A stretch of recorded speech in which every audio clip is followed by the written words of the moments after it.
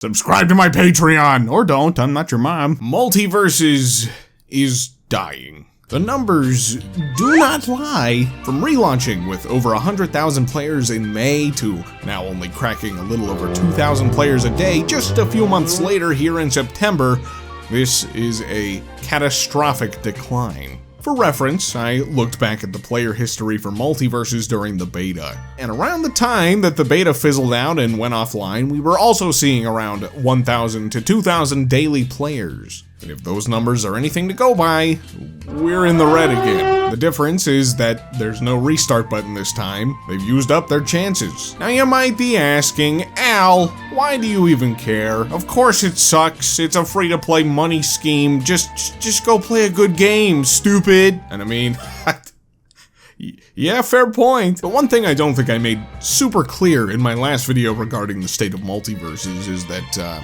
believe it or not, I don't hate this game. I hate a lot of the things that it does, like a lot of them, especially when it comes to the heavy monetization and how it rewards its players, but I can still see that there is potential beneath all of the gunk. I still think that despite the gameplay being overall slower and less enjoyable than the beta, that there is still fun to be had in the chaos. Now obviously, games cannot thrive off of potential alone. My main concern about the long-term potential for this game has been that I don't think Warner Bros. Is going to allow this game to reach its fullest potential. They have an iron grip on that monetization, and it makes the game nearly inaccessible to most people. This free game is only really free to start, and the one or two freebie characters that the game so graciously dishes out to you in the beginning aren't really enough to keep people around for the long haul, which is kind of what you need with live services. There's just not enough of a hook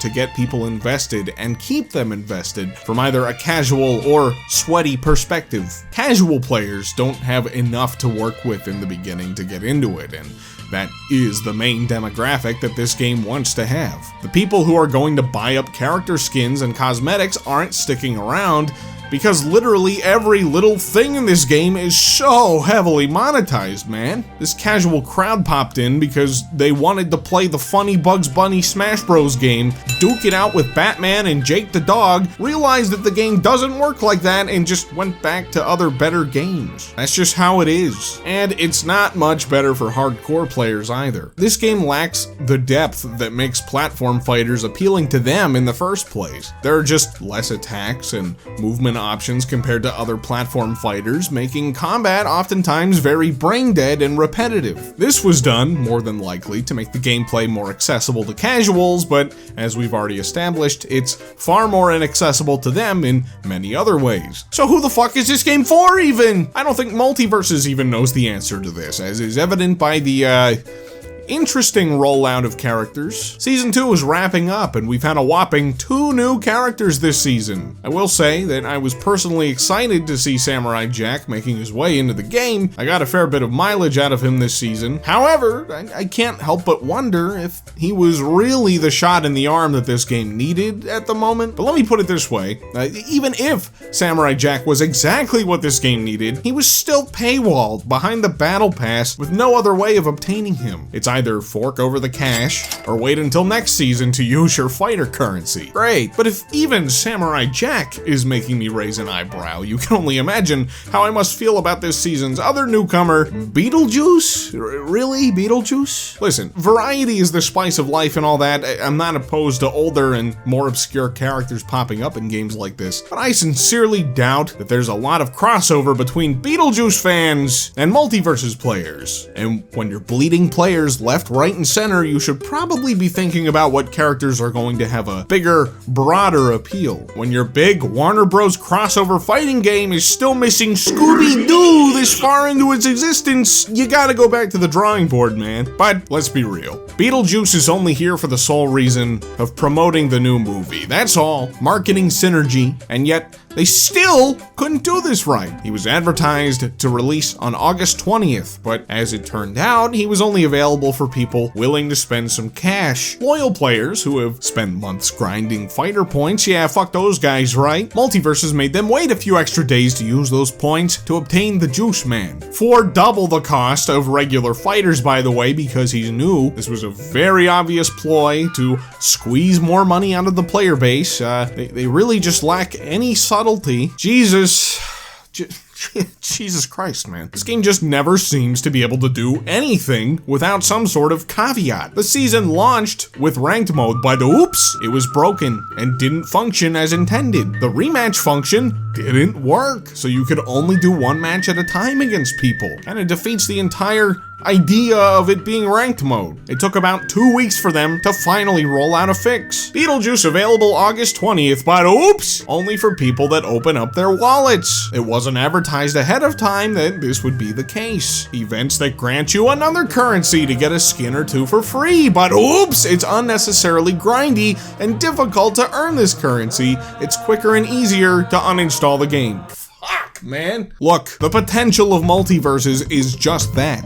Potential, but this potential is being thoroughly sabotaged by Warner Bros. And its own greed. I'm gonna reiterate from the last video that they provided me with a founder's pack during the beta, and that's really the main reason I'm able to continue engaging with this game on any sort of level. I was able to use my final Battle Pass token from that pack and did push through to the end of the Battle Pass again this season, but it does just feel like homework. Log in daily, complete your stupid daily challenges, level up once or twice, rinse, repeat. This is the core loop of the game. I haven't logged in since I finished that pass, and the content trickle is so slow that there's no real incentive to. And next season, I'm gonna have to start reaching into my Gleamium stockpile if I decide I want the next battle pass. Not really quite sure I do. I thought maybe I would climb my way up into ranked, as a way to stay engaged, but because of how horrible the balancing is, it's the definition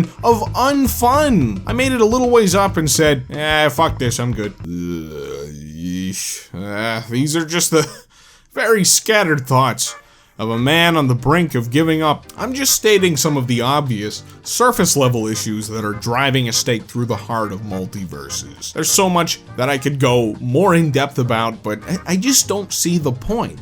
I care about this game, but it is brutal, man. The things that I've pointed out in this video and the other one are driving enough of a wedge between the players and the game as it is. I haven't even talked about Rift mode. That shit sucks. And that's all I have to say about that for now. I have very complicated feelings about this game. It's a game I want to love, but it only wants me for my money. I don't know what Season 3 could possibly bring to the table to turn things around. The player base has been on a downward spiral ever since the relaunch, and even I'm feeling very little incentive to keep up with the game anymore. Time will determine if multiverses will stumble along like a zombie, financially supported by only the most diehard fans. But something tells me that just isn't going to happen. I really think there are just too many issues, none of which are being addressed in a timely manner to save it. But I guess we'll see, won't we? I don't know if this will be my final video on multiverses, so I'll just say this. Warner Brothers, you gotta loosen your grip, man. Nickel and diming players at every turn is killing your game. It can only survive on life support for so long. Allow your developers time to cook. Find a more balanced experience for your players, and maybe,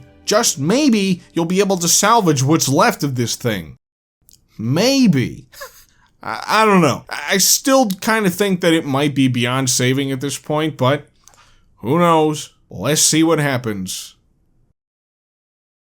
Man, this list of $10 supporters is getting big. Starting to get into a rhythm with some of these. BiggWeast, Memesley V3, Cryocrax, the Pumpkin Usurper, Steven Ison, Zaveghunter, Con W, VinchGenix, Keylid, Mitty, Steven Marx, TheSenseiGamer, TJ Bond, Josh Girmay, TruaxVoiceOver, sorry if I butchered that, and Biohazard May Cry. Thanks guys for your support on Patreon and here as members of this channel. You guys are awesome. Thank you so much for your help.